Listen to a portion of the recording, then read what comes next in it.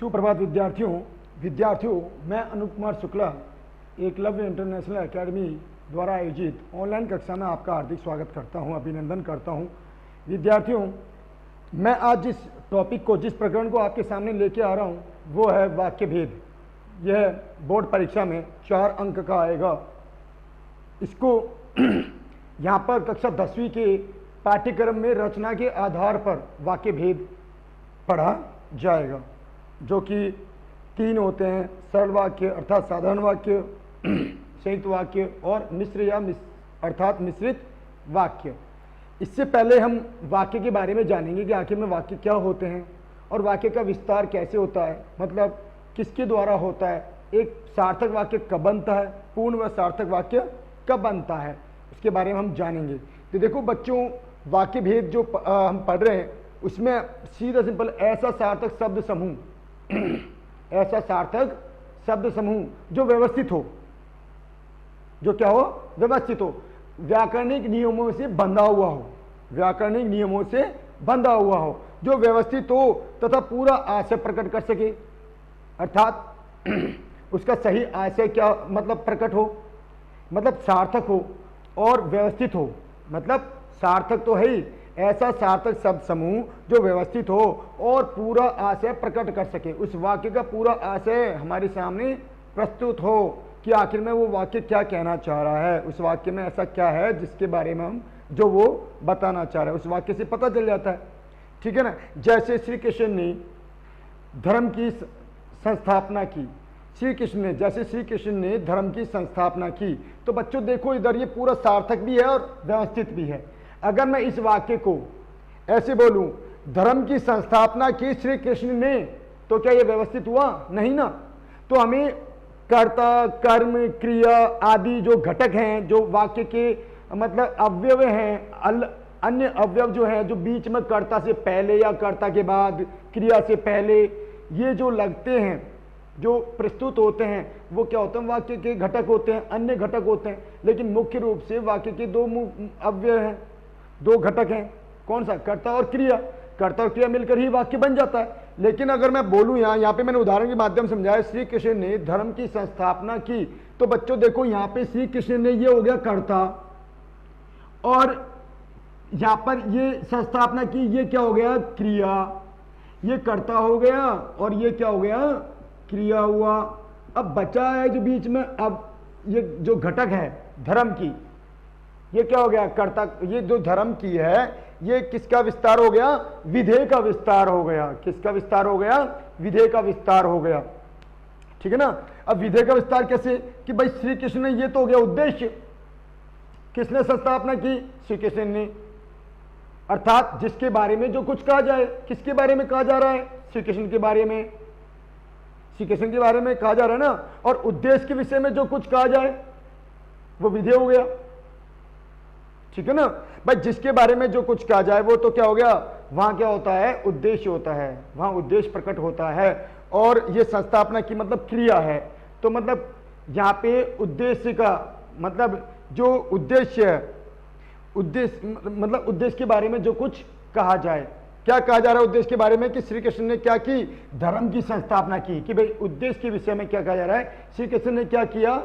कि धर्म की संस्थापना की। तो इससे पहले हम बाद में पढ़ेंगे। तो यहाँ श्री कृष्ण ने धर्म की संस्थापना की। अगर इसको मैं, ये तो हो गया सार्थक भी हो गया और व्यवस्थित भी हो गया। सार्थक भी हो गया, पूरा आशय प्रकट कर रहा है, और शुद्ध भी हो गया, अशुद्ध वाक्य नहीं है। अगर हम सीक्वेंस में लिखें, क्रमबद्ध तरीके से लिखें, व्याकरणिक नियमों को देख करके लिखें, तो ये क्या है? शुद्ध वाक्य है। व्याकरणिक नियमों को देखकर अगर हम लिखें तो ये वाक्य क्या है? शुद्ध है, शुद्ध है और व्यवस्थित भी है, सार्थक भी है। ठीक है। अब वाक्य के अंग, दूसरा आता है वाक्य के अंग।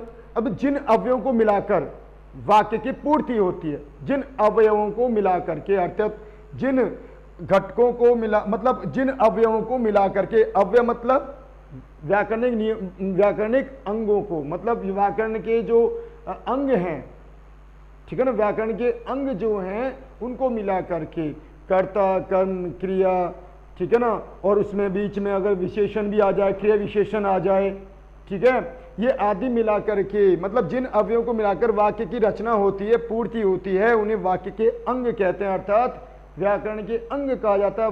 वाक्य के अंग क्या क्या होते हैं? व्याकरण के बिंदु, व्याकरण के अंग होते हैं, संज्ञा, सर्वनाम, विशेषण, क्रिया विशेषण, अव्यय, ठीक है ना, ये सब मिल करके और एक सार्थक अगर अर्थ प्रकट करते हो व्यवस्थित अर्थ प्रकट करते हो, व्यवस्था में बंधे वो हों, एक एक अंग को व्यवस्थित तरीके से सजाया गया हो, एक एक अंग को, व्याकरणिक अंग को व्यवस्थित तरीके से सजाया गया हो कि पहले कर्ता आएगा, फिर क्रिया होगी। भाई कर्ता और क्रिया मिलकर ही वाक्य बन जाता है। पहली बात तो यह अपने आप में पूर्ण व स्वतंत्र होता है, वह अपने आप पूर्ण व स्पष्ट होता है, ठीक है ना, पूर्ण व स्पष्ट। लेकिन कर्ता और क्रिया के अलावा और भी तो कुछ अवयव है ना, तो वो क्या है? वो क्या करते हैं? अब वाक्य की रचना करते हैं, वाक्य को पूर्ण करते हैं, वाक्य की एक शुद्ध, व्यवस्थित और सार्थक वाक्य की रचना करते हैं, उन्हें वाक्य के अंग कहते हैं। बच्चों आगे आता है वाक्य के अनिवार्य व मूल अंग क्या है। मतलब अभी जो मैंने बताया कि वाक्य के अनिवार्य व मूल अवयव क्या हैं या तत्व क्या है। मूल व्याकरण एक वाक्य को व्यवस्थित और सार्थक बनाने के लिए कर्ता और क्रिया इन दोनों का बेहद होना जरूरी है, इन दोनों का होना बेहद जरूरी है, इन दोनों का होना क्या है? बेहद जरूरी है कि कर्ता और क्रिया के बिना वाक्य की पूर्ति नहीं हो सकती। कभी कभी कर्ता के अभाव में कर्ता लुप्त हो जाता है, तब भी वो वाक्य बन जाता है। जैसे मैं बोलूं खड़े हो जाओ, इधर आओ, तो ये किसको इंडिकेट कर रहे हैं हम कि खड़े हो जाओ, कि मतलब क्या कहने का मतलब है कि आप खड़े हो जाओ, तुम खड़े हो जाओ, राम तुम खड़े हो जाओ, ऐसे भी हो सकता है।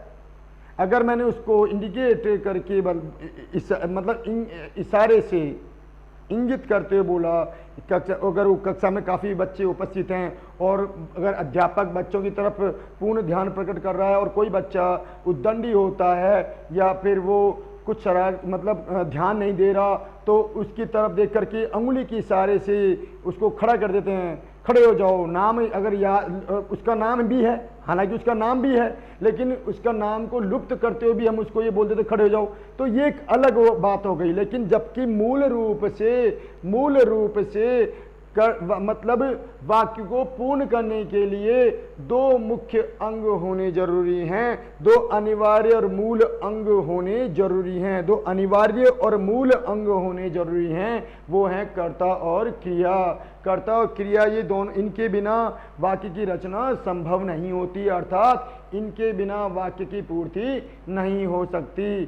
ठीक है बच्चों, जैसे गीता गाएगी सोहन नाचेगा, गीता गाएगी सोहन नाचेगा, तो गीता क्या हुआ? कर्ता हो गया, और गाएगी क्या हो गया? क्रिया। तो कर्ता मतलब क्रिया मिला करके हमने कर्ता और क्रिया मिलकर के वाक्य की रचना हो गई, ये एक वाक्य बना, ये पूर्ण वाक्य बन गया, ये व्यवस्थित और क्या बन गया? पूर्ण वाक्य बन गया, सार्थक वाक्य बन गया। सोहन नाचेगा, तो यहाँ पे सोहन तो कर्ता है और नाचेगा क्या है? क्रिया है, तो ये भी अपने आप में व्यवस्थित और पूर्ण हो गया, सार्थक हो गया। अगर मैं ये कहूं डायरेक्ट गाएगी, तो भाई कौन गाएगी? नहीं आ रहा ना, गाएगी, ये क्या वाक्य बना? नहीं बना। हाँ, खड़े हो जाओ, इधर आओ, तो ये कर्ता के अभाव में वाक्य हो सकता है, हो जाता है, ठीक है ना, वो कर्ता के अभाव में हो गया। लेकिन हर कोई वाक्य कर्ता के अभाव में पूर्ण नहीं होता, ठीक है ना, हर कोई वाक्य थोड़ी बन जाएगा, ठीक है ना, कर्ता के अभाव में पूर्ण थोड़ी हो जाएगा। तो ये अब उसको क्रिया को सार्थक करने के लिए कर्ता का बेहद जरूरी होना जरूरी है, और क्रिया के बिना, कर्ता के बिना क्रिया का क्या है? पूर्ति नहीं होती, अर्थात कर्ता के बिना क्रिया की रचना नहीं होती। क्रिया और कर्ता और क्रिया मिलकर के एक व्यवस्थित और सार्थक और मतलब व्यवस्थित और सार्थक वाक्य बन जाता है। आगे इनके अतिरिक्त वाक्य के अन्य घटक भी होते हैं, अन्य तत्व भी होते हैं, घटक भी होते हैं, ठीक है ना। जैसे अव्यय मतलब घटक मतलब अव्यय, अन्य अवयव या घटक भी होते हैं, ठीक है ना। जैसे विशेषण, क्रिया विशेषण आदि, मैंने आपको पहले बता दिया, विशेषण, क्रिया विशेषण आदि हो गया, ठीक है। तो ये मिलकर भी क्या है? वाक्य को क्या करते हैं? एक मतलब वाक्य पर जोर देते हैं, वाक्य को पूर्ण करते हैं। क्रिया विशेषण आदि मिलकर भी एक वाक्य को पूर्ण जोड़ देते हैं, उसको और अधिक गतिशील कर देते हैं, उसको और अधिक क्या है प्रभावी बना देते हैं। कुछ कुछ शब्द ऐसे होते हैं जो वाक्य में जोड़ मतलब कर्ता के साथ जुड़ जाते हैं या फिर क्रिया के साथ जुड़ करके उस वाक्य को और अधिक क्या कर देते हैं, उस मतलब सार्थक कर देते हैं, अर्थ ग्रहण वाला कर देते हैं। ये घटक ऐच्छिक होते हैं। ये घटक क्या है, ऐच्छिक होते हैं, मतलब वाक्य की अनुसार होते हैं, वाक्य की इच्छा के अनुसार होते हैं। ये घटक क्या है, वाक्य की इच्छा के अनुसार होते हैं। अगर वाक्य की इच्छा है तो उन घटनों का सम्मिलित होना बेहद जरूरी है, ठीक है ना। तो अगर मैं बोलूं यहां पर आप भी इधर आओ, आप भी तो इधर आइए, आप भी तो इधर आइए, तो भी और तो ये आ गया ना, इधर आप आइए। अगर मैं एक बोलूं वाक्य आप आइए तो वाक्य बना आप आइए। अगर मैं किसी और को बोलूं आप भी आइए और आप भी तो आइए, तो ये तीनों में अलग मतलब ये तो आप आइए ये दोनों कर्ता क्रिया हो गया। तो आप भी आइए तो मतलब वाक्य के अन्य घटक जुड़ गए, इसमें वाक्य को और मतलब उसके अन्य घटक जुड़ जाए तब भी वाक्य होगा, ठीक है ना। तो ये हो गया। तो जैसे विशेषण क्रिया विशेषण आदि मैंने बता दिए अच्छे घटक होते हैं कर्तव्य क्रिया पक्ष के अनुसार। अब बात होती है कर्तव्य क्रिया पक्ष के अनुसार वाक्य के दो पक्ष होते हैं। कर्ता और क्रिया पक्ष के अनुसार वाक्य के दो पक्ष होते हैं, पहला उद्देश्य और दूसरा विधेय। देखो बच्चों, पहला उद्देश्य है और दूसरा क्या है, विधेय। अब हम उद्देश्य और विधेय के बारे में जानेंगे। आज हम उद्देश्य और विधेय के बारे में जानेंगे। तो देखो बच्चों, उद्देश्य क्या है, मैंने आपको बताया। उद्देश्य जो है, इधर देखो यहां पे मैं लिखूंगा जिसके बारे में वाक्य में, यहां पे अगर मैं उद्देश्य की बात करूं, उद्देश्य, तो यहां पर क्या हो जाएगा कि वाक्य में जिसके जिनके या जिसके विषय में जो कहा जाए, जिसके विषय में जो भी कुछ कहा जाए या जिसके विषय में जो भी कुछ कहा जाए या जिसके विषय में कहा जाए, जिसके विषय में कहा जाए, तो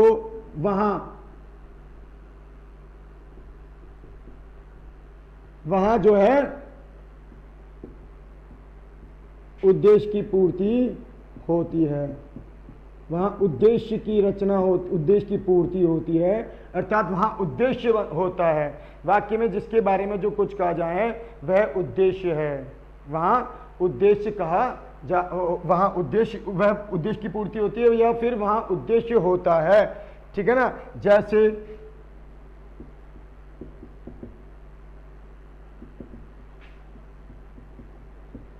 सीता ठीक है ना, गाना गाएगी, ठीक है ना, सीता गाना गाएगी।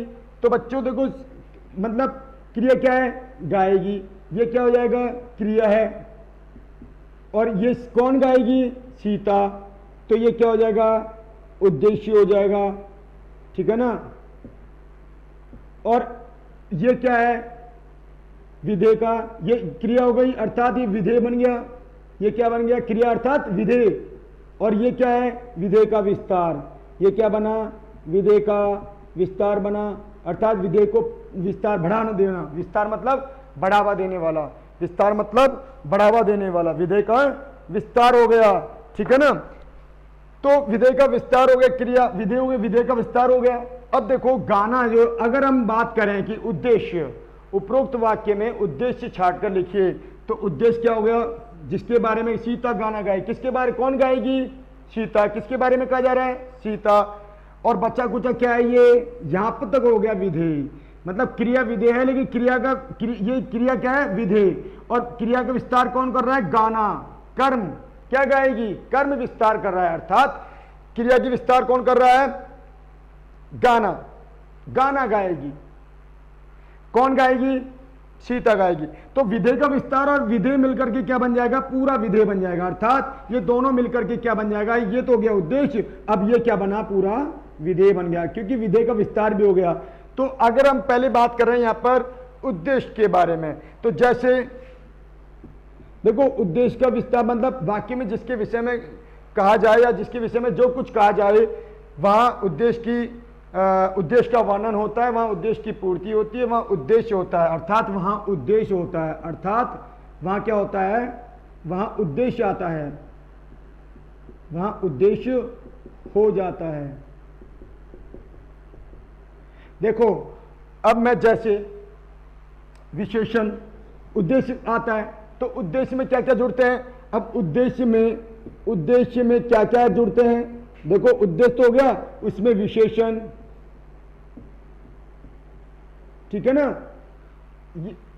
विशेषण हो गया, और ठीक है, और ये यहां पे आ गया, ठीक है, तो ये आदि जो है विशेषण आदि जो जुड़ जाएंगे उसमें विशेषता प्रभावित कर देंगे उसको, तो वहां पे क्या हो जाएगा, उद्देश्य हो जाएगा, ठीक है ना। तो यहां पर ये क्या हो जाएगा, यहां पर विशेषण हो जाएगा, तो ये देखो विशेषण हो गया यहां पर, और इसमें ये भी हो सकता है संबंध बोधक भी हो गया, संबंध बोधक भी हो गया, और भावबोधक भी हो गया, और क्या हो जाएगा, भावबोधक आदि। मतलब ये जो मैं बता रहा हूं कि विशेषण, संबंध बोधक, भावबोधक आदि, मतलब ये उद्देश्य को पूरा करते हैं, मतलब उद्देश्य बन जाता है। अभी मैं समझाऊंगा कैसे, उदाहरण के तौर पर समझाऊंगा आपको कि क्यों होता है। तो हमने पहले बताया वाक्य में जिसके विषय में कहा जाए वहां उद्देश्य की पूर्ति होती है, वहां उद्देश्य होता है, अर्थात वहां उद्देश्य होता है, अर्थात वहां क्या बन जाता है, उद्देश्य होता है। जैसे सीता गाना गा, जैसे विशेषण, जैसे क्या हो जाएगा, उद्देश्य, जैसे उद्देश्य में क्या जाता है, विशेषण, संबंध बोधक, भावबोधक आदि आ जाएगा, ठीक है ना। ये विस्तार कर देते हैं, अर्थात ये विशेषण, संबंध बोधक, भावबोधक जो हैं ये उद्देश्य का विस्तार करते हैं, अर्थात कर्ता का विस्तार करते हैं। किसका विस्तार करते हैं, उद्देश्य मतलब कौन, कर्ता, जिसके बारे में कहा जा रहा है उसका क्या करते हैं, विस्तार करते हैं, उसको बढ़ावा देते हैं। कौन, विशेषण, संबंध बोधक, भावबोधक आदि, ये चीज, ये जो है ये बढ़ावा दे रहे हैं। अगर हम, ये तो मैंने उद्देश्य के बारे में आपको बताया, अगर मैं आपको बताता हूं यहाँ पे विधेय, यहाँ पे किसके बारे में बताया जाओ, अब मैं बता रहा हूं यहाँ पर विधेय के बारे में, उद्देश्य के विषय में जो कुछ कहा जाए। अब विधेय में क्या हो जाएगा, विधेय उद्देश्य के विषय में, ठीक है ना, उद्देश्य के विषय में जो कुछ कहा जाए, जो कुछ कहा जाए, जो कुछ कहा जाए वहां विधेय होता है, वहां क्या होता है, विधेय होता है। वहां क्या होता है बच्चों, विधेय होता है। ये उद्देश्य में मैंने आपको बताया कि ये उद्देश्य क्या है, विशेषण, संबंध बोधक, भावबोधक आदि, ये क्या करते हैं, किसका विस्तार करते हैं, उद्देश्य का विस्तार। किसका करते हैं, ये चीज, ये सभी क्या करते हैं, उद्देश्य का विस्तार करते हैं, उद्देश्य का विस्तार करते हैं। किसका विस्तार करते हैं, उद्देश्य का विस्तार, ठीक है ना, उद्देश्य का विस्तार करते हैं। अब उद्देश्य के विषय में जो कुछ कहा जाए वो क्या बन जाएगा, विधेय होता है, वहां विधेय होता है। जैसे यहां पर क्या लिखेंगे, जैसे यहां पर आ गया, ठीक है ना, क्रिया विशेषण,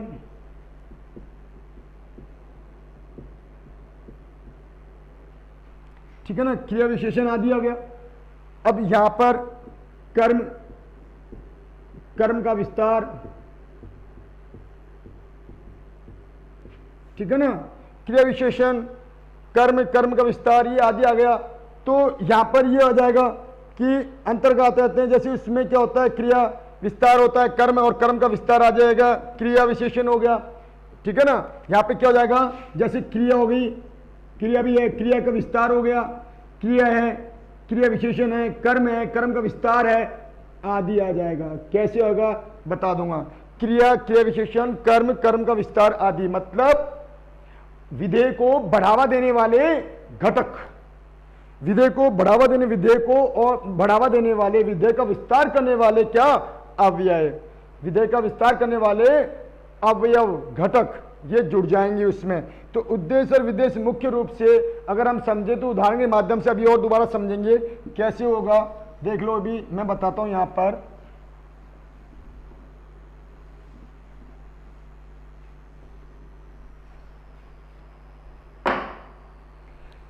यहां पे अभी पहले हम करेंगे उद्देश्य, पहले लिखेंगे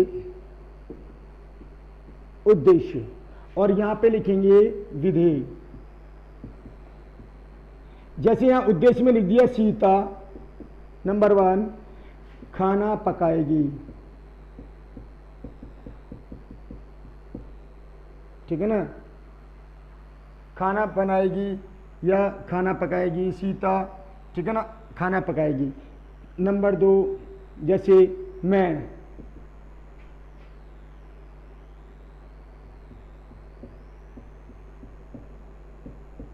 सिनेमा देखने जयपुर जाऊंगा।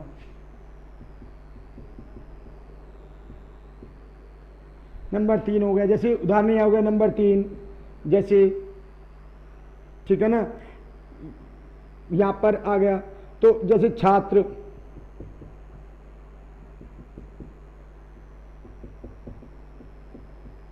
हॉस्टल में पढ़ाई कर रहे हैं, ठीक है ना। तो ये आ गया। तो ये उद्देश्य कौन हो गया भाई? खाना पकाएगी सीता, मतलब कौन?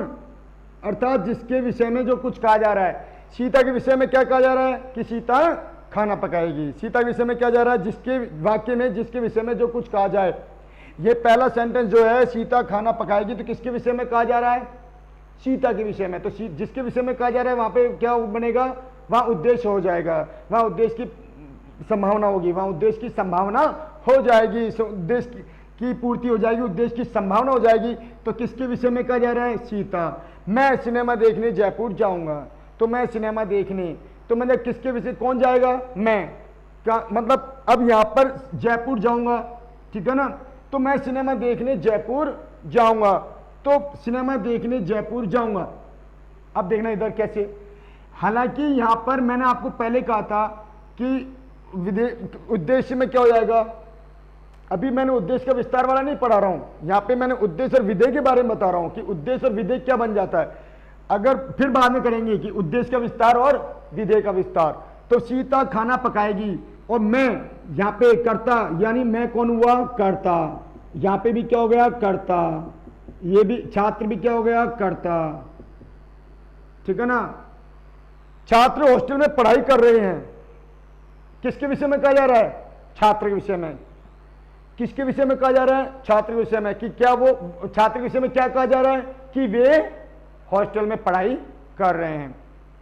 किसके? मैं सिनेमा देखने जयपुर जाऊंगा, किसके विषय में कहा जा रहा है? मेरे विषय में, कि मैं सिनेमा देखने जयपुर जाऊंगा, मैं सिनेमा देखने जयपुर जाऊंगा। तो ये मैंने आपको बता दिया उद्देश्य और विधेय।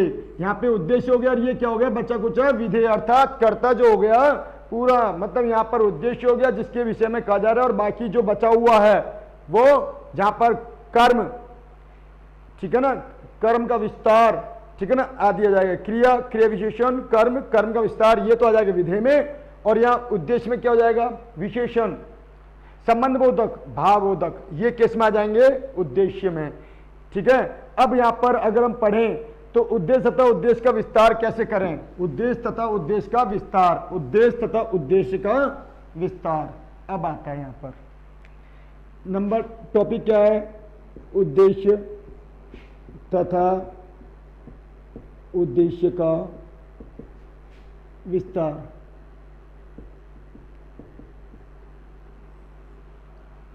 उद्देश्य तथा उद्देश्य का, तो उद्देश्य तथा उद्देश्य का विस्तार। तो यहां पर एक सेंटेंस है, वीर हनुमान ने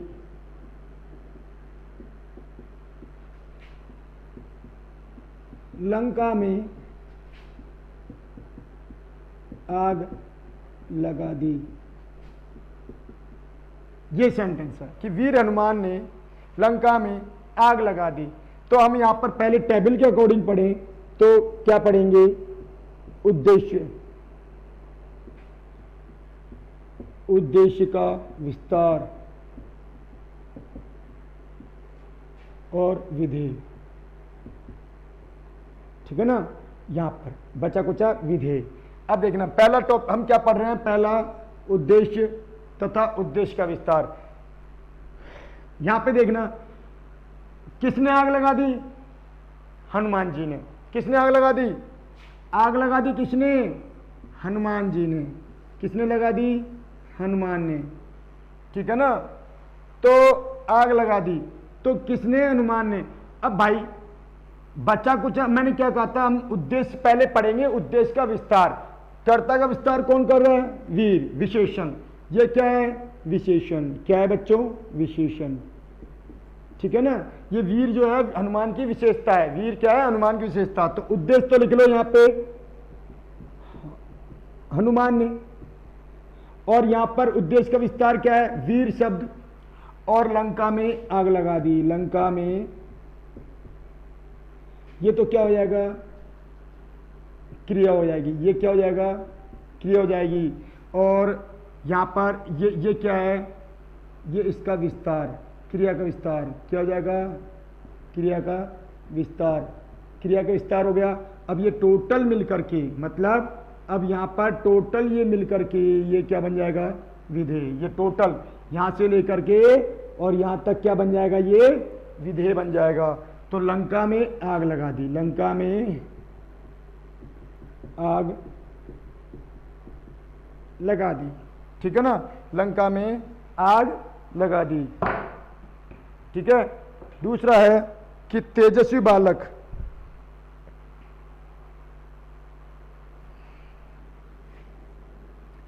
ये तो यहां हो गया। अब दूसरा यहां पर देखें कि दूसरा उदाहरण है कि तेजस्वी चाणक्य। तेजस्वी चाणक्य ने प्रधानमंत्री का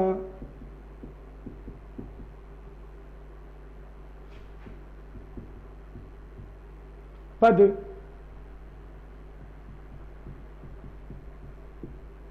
ग्रहण किया।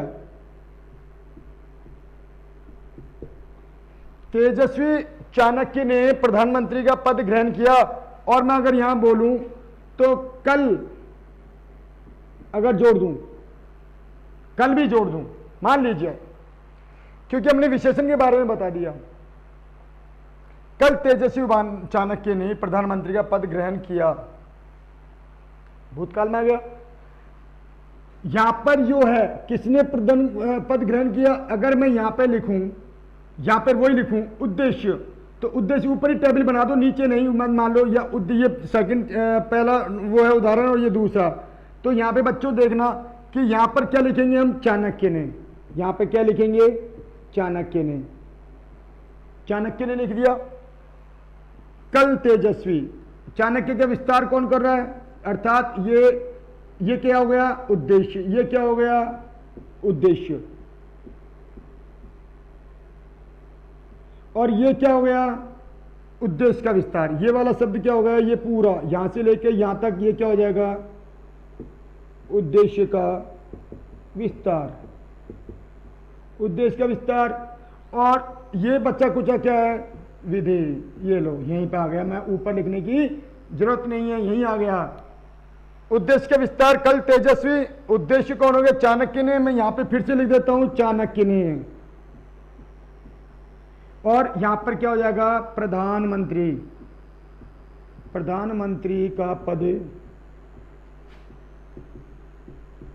ग्रहण किया। प्रधानमंत्री का पद ग्रहण किया। ठीक है, ये हो गया यहां पर उद्देश्य तथा उद्देश्य का विस्तार। अब हम बात करें विधेय तथा विधेय का विस्तार। उल्टा हो जाएगा। विधेय तथा विधेय का विस्तार। विधेय तथा विधेय का विस्तार नंबर 2। अब यहां पे आता है इसी, मान लो उदाहरण यही रहने दो, उदाहरण यही रहने दो। मैं यहां पर दूसरा टॉपिक ले रहा हूं, विधेय तथा विधेय का विस्तार।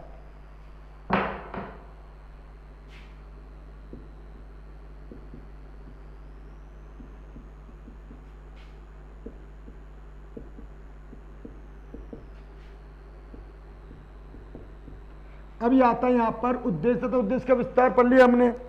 ठीक है ना। अब पढ़ते हैं विधेय तथा विधेय का विस्तार। ठीक है ना। तो यहां पर क्या लिखेंगे? पहले हम उद्देश्य। यहां पर यही सेंटेंस है कि मान लो अपन क्या करेंगे? अब हम क्या करेंगे? ये वाला मिटा देते हैं कॉलम, ये वाला यहां पे हम रफ कर देते हैं। अब यहां पे ये सेंटेंस रहने दो कि वीर हनुमान ने लंका में आग लगा दी, तो पहले क्या लिखेंगे हम? यहां पे लिखेंगे उद्देश्य, वही विधेय लिखेंगे, और यहां पर क्या लिखेंगे? उद्देश्य लिखेंगे, विधेय का विस्तार लिखेंगे,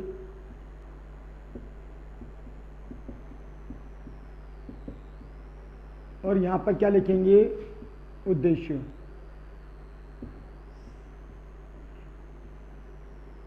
देखो विधेय क्या है? विधेय क्या है? यहां पर क्रिया, आग लगा दी। क्या है? आग लगा दी, यहां तक आग लगा दी। विधेय का विस्तार क्या है? लंका में। अब उल्टा हो गया ना यहां पर मतलब क्रिया, विधेय मतलब मुख्य क्रिया। क्या है यहां पर? मुख्य क्रिया, आग लगा दी। विधेय का विस्तार क्या हुआ? लंका में। अगर पूरा ही पूछा जाए कि इस पूरे सेंटेंस में विधेय क्या है, कि वीर हनुमान ने लंका में आग लगा दी, इसमें पूरा पूछ लिया कि विधेय क्या है। ऐसे नहीं पूछा कि विधेय का विस्तार और उसमें क्या पढ़ेंगे, उसमें क्या जोड़ेंगे हम? विधेय का विस्तार भी जोड़ लेंगे। तो क्या लिखेंगे हम? लंका में आग लगा दी, तब तो ये विधेय बन गया। ठीक है। और उद्देश्य क्या है? यहां पर अगर वीर नहीं आए, मान लो वीर नहीं आए और केवल ये आए कि हनुमान ने लंका में आग लगा दी, तो उद्देश्य मतलब उद्देश्य ये यहाँ पे विधेय क्या है? तो लंका में आग लगा दी। अब यहाँ पे हम अगर तरीके से पढ़ें कि विधेय को अलग पढ़ें, विधेय का विस्तार अलग पढ़ें, और उद्देश्य बचा हुआ जो है वो भी पढ़ें, तो वाक्य उपरोक्त ये वाला है, तो आग लगा दी विधेय हो गया। यहां पे विधेय क्या था? प्रधानमंत्री का पद ग्रहण किया। सिंपल सी बात, क्योंकि कर्ता का विस्तार तो ये कर रहा है ना, कल तेजस्वी। कर्ता का विस्तार मतलब कर्ता से पहले आने वाले शब्द। मैं आप समझा दूं आपको, उद्देश्य का विस्तार क्या है कि कर्ता से पहले आने वाले शब्द, विशेषण, ठीक है ना, और भावबोधक, संबंध बोधक ये आ जाएं, भावबोधक, संबंध बोधक ये आ जाएं, लेकिन वो किससे पहले आए? वो उद्देश्य से पहले आ जाए। अर्थात कर्ता से पहले जो शब्द आ रहे हैं वो क्या हो जाएगा? कर्ता का विस्तार, अर्थात उद्देश्य का विस्तार वाले शब्द। अर्थात यहां पर मैंने अगर पहले बोला था कल तेजस्वी, ये क्या हो जाएगा? उद्देश्य का विस्तार करने वाले शब्द। ठीक है ना। अब हम अगर विधेय पढ़ रहे हैं और विधेय का विस्तार करने वाले शब्द, यहां पे विधेय क्या हो जाएगा? आग लगा दी। और विधेय का विस्तार कौन कर रहा है? लंका में। विधेय का विस्तार क्या हुआ? लंका में। और उद्देश्य क्या बचा? वीर हनुमान ने। फिर क्या बचेगा? वीर हनुमान ने बचा। ये हो जाएगा विधेय तथा विधेय का विस्तार वाले शब्द हो जाए, ये हो जाएगा। अगर इसी को इसको भी देखें तो गैस करो, इसमें क्या हो जाएगा? इसमें वो यहां पे क्या हो जाएगा बच्चों? यहां पे थोड़ा, यहां पे भी ऐसे ही होगा कि यहां पर विधेय क्या है? यहां पर ग्रहण, यहां पर क्या हो जाएगा? विधेय क्या है? ग्रहण किया। विधेय क्या है? ग्रहण किया। ठीक है ना। और यहां पर विधेय का विस्तार क्या हो जाएगा? प्रधानमंत्री का पद, प्रधानमंत्री का पद। और उद्देश्य क्या बचा? कल तेजस्वी चाणक्य ने, कल तेजस्वी वो चाणक्य ने। अब ये आ गया। अब यहां पर कहने का मतलब क्या है बच्चों? देखो यहां पर कहने का मतलब, यहां पे ग्रहण किया, ये क्या हो जाएगा? विधेय, और प्रधानमंत्री का पद विधेय का विस्तार, और कल तेजस्वी चाणक्य ने, यहां उल्टा हो जाएगा। अब कहोगे, तुम तो कहोगे, तुम्हारे मन में ये सवाल आ रहा होगा सर कि कल तेजस्वी, ये तो मतलब उद्देश्य का विस्तार करने वाले शब्द है, तो इसमें उद्देश्य में ही क्यों आया केवल? तो बच्चा कुछ उद्देश्य में ही आ जाएगा फिर वो, क्योंकि कर्ता का ही विस्तार करने वाले शब्द है ये। कर्ता का विस्तार करने वाले शब्द क्या है? कल तेजस्वी चाणक्य ने। ठीक है ना। और ग्रहण क्या? यहां पे क्रिया, यहां पे उल्टा हो जाएगा। आई रिपीट अगेन कि एक वीर हनुमान ने लंका में आग लगा दी। इसका अगर हम बात करेंगे उद्देश्य और उद्देश्य का विस्तार, तो उद्देश्य का विस्तार क्या होता है? अर्थात कर्ता से पहले आने वाले शब्द वो उद्देश्य का विस्तार हो जाएंगे। और उद्देश्य क्या हुआ? कर्ता, अर्थात हनुमान ने। यहां पे हनुमान ने तो हो जाएगा कर्ता, और वीर क्या हो जाएगा? कर्ता का विस्तार करने वाला शब्द, उद्देश्य का विस्तार करने वाला शब्द, उद्देश्य का विस्तार करने वाला शब्द। ठीक है ना। और बचा कुचा क्या हो जाएगा? फिर विधेय हो जाएगा। सिंपल भाई, बचा कुचा विधेय हो जाएगा। यहां पर और यहां पर दूसरे वाले में पूछे कल तेजस्वी चाणक्य ने प्रधानमंत्री का पद ग्रहण किया। अब यहां पे उद्देश्य क्या है? चाणक्य ने उद्देश्य का विस्तार क्या है? कल तेजस्वी। उद्देश्य का विस्तार क्या है? कल तेजस्वी। ठीक है ना, उद्देश्य का विस्तार क्या है? कल तेजस्वी। और विधेय क्या बचा फिर? प्रधानमंत्री का पद ग्रहण किया। ये विधेय हो जाता जब हम उद्देश्य और उद्देश्य का विस्तार कर रहे होते।